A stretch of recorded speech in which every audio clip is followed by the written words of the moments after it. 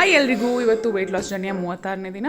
ಇವತ್ತು 1 ಅವರ್ಗಿಂತ ಸ್ವಲ್ಪ ಜಾಸ್ತಿನೇ ವಾಕ್ ಮಾಡಿ ಮನೆಗೆ ಬಂದು ವೆಯ್ಟ್ ಚೆಕ್ ಮಾಡಿದೆ. ಓ ಮೈ ಗಾಡ್, 99 ಇದೆ. ಲಾಸ್ಟ್ ವೀಕ್ದು ಸೇಮ್ ಇದೆ. ವೈ? ಬಿಕಾಸ್ ಇದು ನಂದು ಪೀರಿಯಡ್ ಡೇಸ್ ಇದೆ. ಸೊ ಪಾಸ್ಟ್ 5 ಡೇಸಿಂದ ಅದಾದಮೇಲೆ ಸ್ವಲ್ಪ ವಾಟರ್ ರಿಟೆನ್ಷನ್ನು, ಬ್ಲೋಟಿಂಗು ಮತ್ತು ವೇರಿಯಸ್ ಹಾರ್ಮೋನ್ ಇಂಬ್ಯಾಲೆನ್ಸಿಂದ ಅದು weight 1-2 kg up and down ಆಗುತ್ತೆ. It's not a problem at all, it's normal.